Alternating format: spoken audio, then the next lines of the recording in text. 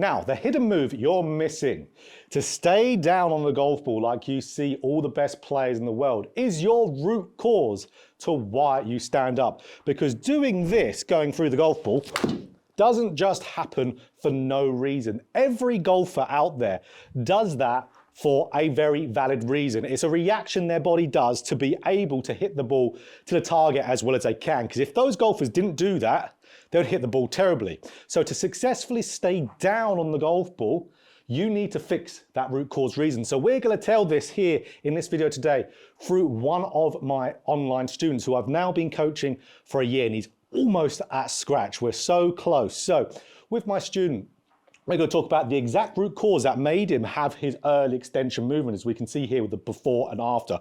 Real big pelvis thrust to then in the after, staying down in nice posture, and what we've done to keep him staying down in posture. So our exact process. So let's get straight to it. So the root cause of my student here, which we could see with the before and after. So his root cause reason is one that I believe I haven't talked about on my channel yet. That's why there's so many different root cause reasons why we can keep making videos on this same topic, because there's so much to talk about. So what he was doing, he was completing his hip turn at around just past left arm parallel, but he had a little bit more swing on his backswing from there. So his hips ultimately would stop, and then his arms would keep going just that little bit more. So he'd get into what we would see as a pretty respectable looking top of the backswing. But because his hips hadn't completed his turn, his arms are. So then his arms, if they're in motion completing the top of the backswing, they're going to continue to be in motion coming down. They were the governor of his backswing completion, so they're going to start that downswing. And when they started that downswing, they got very ahead of the body in sequencing. So his arms would be ahead and winning the race to the golf ball. So if your arms are winning the race to the golf ball, your body has to make way for these arms to move. Otherwise, you would swing and pretty much hit out the hosel. So if he stayed down with his previous root cause, he would just hosel the shot. So he had to find a way with those arms starting first to get out the way, to pull the arms back in again to then meet the sweet spot. So he would do that via upper body driving up, lower body moving forward as a result. So of course, when the upper body moves up, the hands and arms get pulled more in. So again, simple terms, his root cause, as he was just past left arm parallel, his hips stopped turning, arms continued to go on up to the top. Then because they continued up to the top, they started the downswing, getting in front of his sequencing, and then his pelvis had to drive forward, upper body moving back to make way for the arms to come through the shot. So how did we fix that? Really quite simply. So the fix we did straight away after that first lesson there. So we did it in a way that exactly I can't show you here, but look at this clip here. So you can see, what did I do? We have a resistance band. So with this resistance band, this is up to my old net if you watched my old videos in that big cage net. So what we did, we got his body with that resistance band used to turning as soon as his hips stopped in the backswing. So as soon as the hips stop, we want them to spring and get into the downswing movement. We don't want any idle time of the hips. We want them to start straight away. Because for us to fix our root cause, if we could then get him to start in that downswing with the hips, as soon as they finish in the backswing, we would be fixing our sequencing issues. So then our hips would start the downswing better. And then, of course, in the sequencing sense, the upper body and the arms and club will be traveling secondary to that. So then there'll be no reason for us to stand up. And for us, in one lesson, he started to stay in posture. Just one lesson. And he was chronically standing up for, I believe, right around a decade. So just need that root cause. So again, with our resistance band drill, all we did, we just made sure that as soon as we were completing that backswing, we went through. So without a resistance band, this is an easy way you can do it. Just grab your left arm, pin it across your chest just like so, and do a little kind of backswing completion, so where your hips are turning up. But as soon as they stop turning that backswing, start to give them a turn. And this is good for everyone. So everyone can do this, because what this is going to do, this is going to make sure that your hips are always going to start that downswing. So for good sequencing, we don't want, again, them to be laying idle. So as soon as we complete that backswing rotation, so you can see I'm just pinning it here, so I'm not doing anything with my arms, just like if I was grabbing the resistance band. But get a little backswing motion and boom, backswing motion and then turn. So there's no idle time. You could even do it here, just with hands up against the wall. and then have a little turn and then turn back. So turn for backswing. As soon as they stop, get them moving again. That was our feeling. So we did a load of the drill there. He did it in a way that he could, of course, get himself, him being over in the States and me, of course, being over in the UK. So that's where he had his own version of doing the drill, and that immediately got his hips to fire better, to hit better, and staying more down in posture. And then what we did to fix the visual of early extension. So fixing the root cause is one part. That's the hidden move that you're all missing, is your particular root cause reason. If you want my help, there is a link down there for online lessons on Skillist, so you can experience exactly what my student has here. So our drill, we're now to get ourselves getting those hips staying back. So again, like we said, the root cause will enable you to do it. For some lucky individuals, they will stay in posture immediately after doing it. Now that is quite lucky. So what we did, we want to encourage the hips to turn again straight away as soon as they stop turning the backswing, but we want to keep them turning through the shot. So that's why we want to now work on your classic early extension drills. So that's where it's only when root cause and your early extension drill is applied together will you fix it. So that's where we had club placed underneath our trail foot. So for him being a left-handed golfer, it would be his left, of course. And then what we had then the shaft right behind the left leg.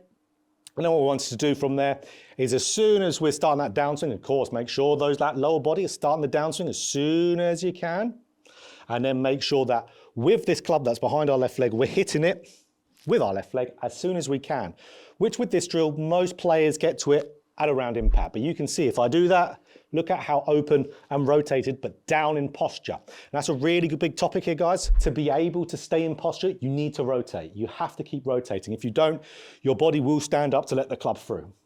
Almost like with what my student was doing. So, okay, club underneath the foot. I want to hit this as soon as I can in that downswing and let that lower body continue to be in motion. As soon as it stops in the backswing, it turns into the downswing. So there we go, some nice rotation, nice shot, would have stayed in posture really, really well. So let's get into a little routine to do here. So just like if you were taking an online lesson with myself, I'd always give you a structure of what to do. So, okay, we've got our root cause, which is fixing this movement, which we did with my student. What we do, because that is a movement we can practice without a golf ball really, really, really well, we would do roughly around 3 to 5 repetitions of this. So of course, if we do it with this, of course, back in the day I was doing it with, of course, my resistance band. But okay, we know, okay, with this drill, what we're doing, getting a little backswing turn, as soon as the hips stop turning, we start to turn them into downswing. And when we're doing that, we're making sure the lead side of the pelvis is going back when we're turning into downswing. We're not pushing the trail side forward. That will, again, cause you to early extend. So if we get 3 to 5 of those in there, and then what we do, we then hit 3 golf balls with our drill. So here's our drill. We know what to do. We've just explained it. Hit 3 balls, but feeling those repetitions I've just done without the golf ball for my sequencing. Here we go. So lovely. So again, you don't need to be going at them at any stretch. So you can see I'm swinging pretty short on the way back just to make sure I'm getting the sequencing down. And that's one thing as well. If you guys suffer with an overly long swing, this will absolutely tighten up your swing and make it very, very efficient, because your swing won't want to go too far back after you start to turn into downswing with the hips. So we see with all the best players in the world, they will be still slightly moving up with their body as their hips are turning into the downswing. It's really, really cool. So again, absorbing the feel from the dry drills, which is what drills without a golf ball are called, then performing this drill as well as we can. Just hitting some nice ones down there. So third ball, let's get everything in place. So 2 really good shots there, right on the green, just slight left-hand side of the green. The green, I believe, is only 6 yards wide, so pretty happy with that. Is it going to be? Well, it might just catch a piece on the left. I am hitting it real far to the left of the mat here, so that's just from where I placed the ball. But absolutely brilliant. Okay, so that's where. What do we do after that? Another 3 to 5 dry drills, and then we go back and forth between doing 3 to 5 of these, 3 real balls. 3 to 5 dry drills. The dry drills always target the root cause, and then 3 to 5 or 3 balls with our drill there. And that's where we could spend a practice session half an hour, even though we won't technically be hitting very many golf balls in that half an hour, but it'll be the best quality you could possibly get. And like with here, it's a good rotational drill. Like I said, for you early extenders, you've got to continue to rotate. It's super important once you fix your root cause. So absolutely. Let's get into a little bit, just before we end the video, of what are me and my student working on now, a year later. Now, what we're working on now is, again, he's an extremely good golfer. His hips are staying back lovely. They have been for a long time, which is awesome. It's a thing of the past, is his early extension. But for guys with early extension, what they're always going to suffer a little bit on, that you always would have to work on, is rotation through the golf ball, like we're saying. So he would still have a time where his hips will still be staying back lovely, but because he was so used to not turning through the golf ball, he would have a time where his chest stalls out and then arms take over, and then he can get a lack of control of club face. So what we're doing currently, we're working on freeing up that upper body rotation, because his lower body is as good as it possibly gets, where it was, really weak point of his golf swing. Now it's the strength of his mechanics is his lower body turn because of the work we've been doing. But we just want that upper body to keep going and turning, so it's not lagging behind, not stalling. So a little feel we're having is a little bit of David Duval at the moment, getting that head to swivel, to encourage his chest to open up and turn. If you keep your eyes down, looking down at the ground for too long, you'll anchor your chest rotation, you'll stall it out. So if we start to look at the target just before the shot, so we're just hitting some kind of smaller swings, just to feel that chest rotation going, just like that, just to really get that in there. So only a little one, but a really, really nice one to keep the chest flowing. And we've got, which was just our last lesson that we did last week, as he is an unlimited lesson subscriber on my skill list, so he can send in lessons whenever he wants. One of the reasons why we've made such huge improvements, because we're always there working on what we need to do and checking in and making sure everything's working to a nice, efficient standard. So what we did last week, we were working on keeping our right shoulder in front, so be left for him, his trail side. So trail shoulder in front of the club head, and feeling that for as long as we can. And look what that does to my rotation. It really opens up. I'll make a video about this properly in the next couple of weeks. So keeping trail shoulder in front of that club head all the way through. That's not going to make you throw it, because that club head will be getting outside your trail shoulder in front of it if you do that. But this keeps the club on pass, but keeps you rotating. It's a brilliant feel. So marrying that together with the swiveling David Duval feel, club behind the trail shoulder through impact, really gets you turning through the golf ball even there. Tiny little swing.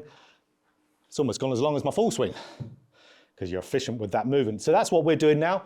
But for early extenders, you've always got to work a little bit on rotation as time goes on. So if you enjoyed this video, click that like button. For more golf instruction just like this, hit the subscribe button, hit the bell button too, to be notified every time I put out a video. And if you do want to take lessons with myself, there is that link down in the description on Skillist. So I'll be looking forward to working with you.